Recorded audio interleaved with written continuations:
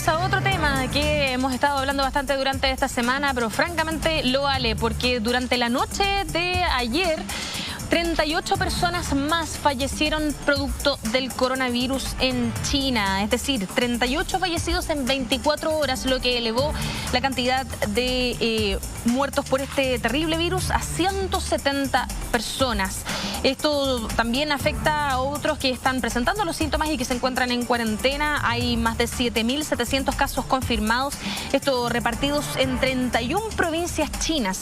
Este brote de coronavirus ha logrado crear un panorama de absoluto caos en el mundo, que obviamente están todos bastante asustados de si es que va a llegar hasta sus países o no. Nosotros personalmente también estamos bastante preocupados porque se dice que hay cuatro casos en Perú. Para conversar sobre esto tenemos ya en estudio al doctor Sebastián Ugarte, jefe de unidad de pacientes críticos de la Clínica Indisa. ¿Cómo está, doctor? Muy buenas tardes. Buenas tardes. Bienvenido de vuelta, porque ha estado bastante con nosotros. Sí, un agrado. Muchas gracias por estar con nosotros. Bueno, conversemos primero sobre la cantidad terrible de personas que han fallecido en menos de 24 horas, casi 40 que desgraciadamente han muerto producto de este coronavirus. ¿Qué le dicen a ustedes esas cifras? Bueno, está ocurriendo cada día que pasa entre un 20 o un 30% más de casos y un 20 a 30% más de muertes. Si no media algo que cambia la evolución, puesto que el virus va propagándose donde hay susceptibles. Como no hay vacuna y no hay inmunidad natural contra este nuevo virus, lo que ocurre es que se sigue propagando y propagando. A esta tasa basta tan solo esperar 3 días para que tengamos el doble de muertes y el doble de casos que tenemos en el día de hoy, aproximadamente. Entonces, de eso es lo que estamos hablando. Doctor, ¿y lo rápido que avanza este virus debería preocuparnos? La OMS entiendo que está vigilando con bastante ojo la manera en que avanza, porque todavía no se le ha declarado ningún tipo de... O sea, se ha declarado una alerta sanitaria, claramente, pero no se le ha declarado como una pandemia todavía. Claro, para entender bien esto hay que entender que en estos momentos es una epidemia de gran preocupación por su diseminación. Aunque tiene una mortalidad baja, como se disemina mucho, termina muriendo un número importante de gente. Pero es una epidemia local en Asia, principalmente China. Pandemia es cuando por lo menos 3 zonas geográficas están comprometidas con casos locales, no casos importados. Ahora ya hay 4 países que han tenido transmisión local. ¿Cuáles son? Alemania, Taiwán, Vietnam y Japón, donde gente se ha informado, pero no en China, sino que por transmisión persona a persona en sus propios países. Tenemos casos sospechosos en Ecuador, un paciente en Quito que ya está en la UCI y casos en Perú. Han habido casos sospechosos en Chile que se han descartado y lo más probable es que tengamos casos sospechosos en los próximos días y eventualmente un caso confirmado en los próximos días. Doctor, cuando usted dice que hubo casos que eran de sospecha, ¿cuándo se puede decir a una persona que sus síntomas podrían calificar como sospecha de coronavirus? Bueno, es que hay 2 vías. Uno es el aislamiento en los métodos moleculares rápidos de coronavirus, como FilmArray, y hay otros métodos que utilizamos los doctores. Y cuando uno tiene esto, pero puede ser cualquier tipo de coronavirus, y en Chile hay muchas infecciones tipo resfrío por coronavirus. Si el caso es muy grave, se busca identificar si es una especie habitual o es inhabitual. El caso sospechoso, desde el punto de vista epidemiológico, lo definimos al revés. Alguien que tuvo contacto, viajó, viene recién llegando de la zona donde está el brote epidémico y que evoluciona con los síntomas. Esto es fiebre sobre 38 grados, dolores musculares, puede haber dolor de cabeza y síntomas respiratorios. Síntomas respiratorios con tos o apremio respiratorio y congestión nasal. Con eso y la exposición epidemiológica de haber viajado a las zonas donde está la epidemia, el caso se debe considerar sospechoso y tomar las muestras que el Instituto de Salud Pública hace la prueba de cadena de polimerasa y en un par de días se tiene la confirmación o descarte. Doctor, con ese último método, ¿depende de la persona, de que la persona declare que estuvo en esa zona o hay otra forma de saber si es que efectivamente estuvo en algún lugar que podría haber tenido contacto con alguien que tiene efectivamente coronavirus? En el fondo le pregunto por lo siguiente, porque cuando uno entra al país, le preguntan en la hoja si es que visitó alguna granja o algo así, en el papel del SAC generalmente. Entonces, ¿qué pasa si la persona estuvo en un lugar en donde podría haber contraído el coronavirus, pero no lo declara? ¿Hay otros métodos para saber? Desde el punto de vista epidemiológico, si la persona viene llegando en un vuelo procedente de uno de los países donde hay casos de transmisión humana-humana, si viene en un barco proveniente de este lugar, aunque lo declare o no lo declare, uno podría considerar que existe el riesgo epidemiológico. Esa es la otra forma. Recordemos que si una persona presenta síntomas en muchos hospitales del país, se le hacen unos test rápidos que son moleculares y que identifican virus, bacterias, etcétera, muy rápidamente.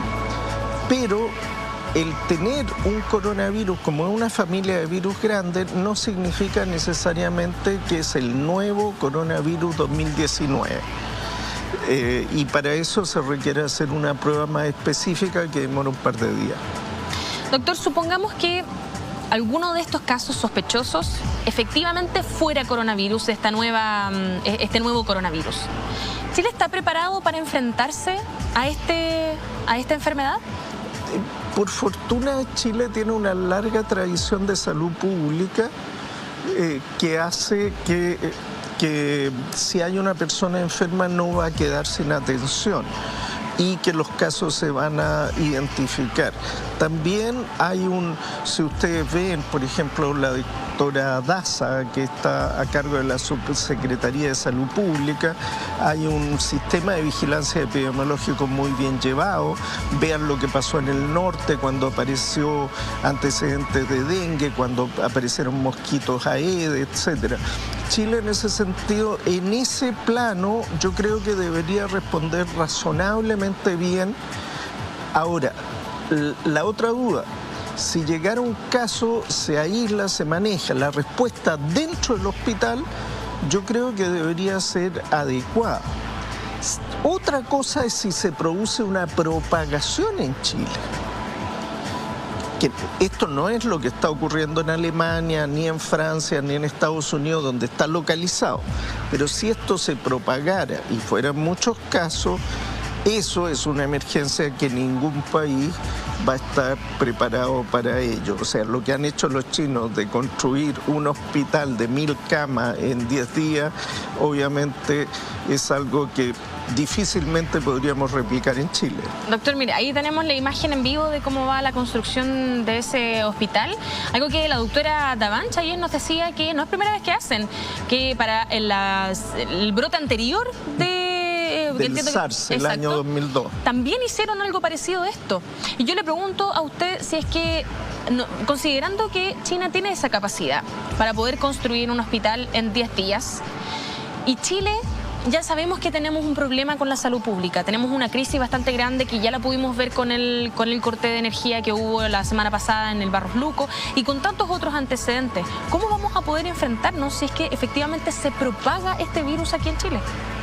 Bueno, de partida hay cosas que hacer. Una, recordemos que en los próximos meses va a comenzar el periodo epidémico de influenza. Una de las cosas importantes que uno puede hacer es, a contar de marzo, que ya va a estar disponible la vacuna para la población, vacunarse. Porque una de las peores cosas que puede ocurrir es que se junte influenza, neumococo y se agregue coronavirus, y eso no se lo deseo a nadie.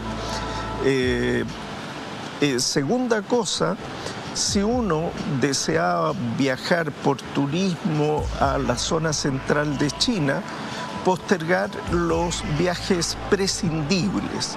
O sea, si uno va a viajar como médico a prestar apoyo humanitario o a trabajo científico en la contención de brote, perfecto, pero si es un viaje prescindible, evítelo.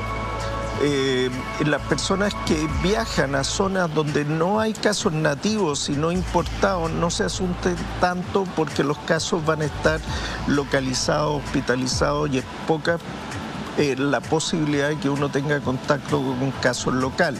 Si alguien que no ha podido suspender el viaje viaja a China, lavado de manos frecuente, uso de mascarilla como prescriben las autoridades, no comer comida cruda, todo cocido, ¿no es cierto? Y ante cualquier síntoma respiratorio, consultar médico.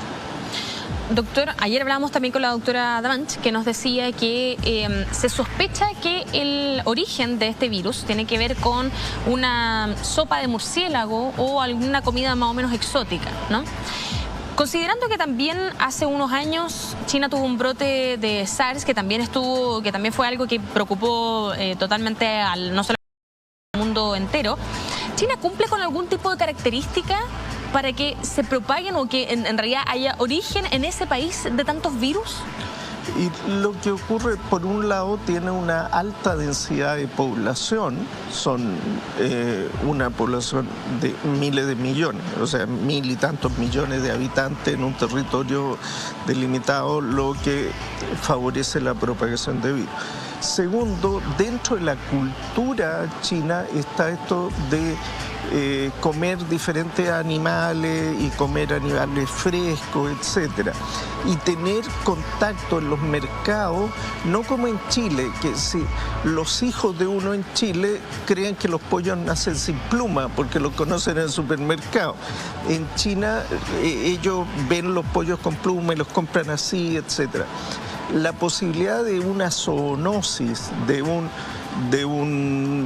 virus mute en un ave o en un reptil o en un cerdo y se transmita al humano, se ve facilitada cuando existe este contacto cultural entre el humano y el animal, que en muchos otros países los hemos perdido.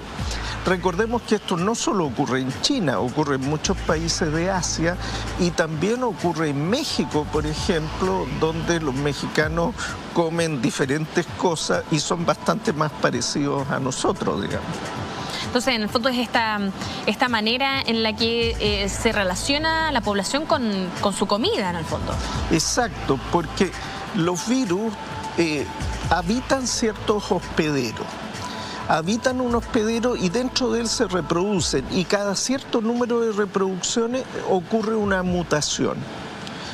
Y ese, si sale eficiente y se sigue reproduciendo, es una nueva forma de virus. Cuando ese virus logra saltar del huésped animal al huésped humano, es cuando se produce la zoonosis. Y si el humano se lo puede transmitir a otro humano, es cuando ocurre el desastre que está ocurriendo ahora, que no es como en el caso del SARS, que fue bastante bien limitado, que llegó a 8.000 casos y 770 muertes, sino que esto se sigue y se sigue propagando. Recordemos que al día de hoy ya estamos cerca de los mismos 8.000 casos del SARS, mucho menos muertes, pero esto no tiene visos de terminar pronto. Sí, 7.700 casos, 7.711 es la cifra que se maneja hasta ahora de casos de coronavirus. Esperemos que no llegue al país, y si llegara, parece, en su opinión, parece que podríamos enfrentarnos. Yo creo que razonablemente bien, habría que hacer una contención rápida de los casos.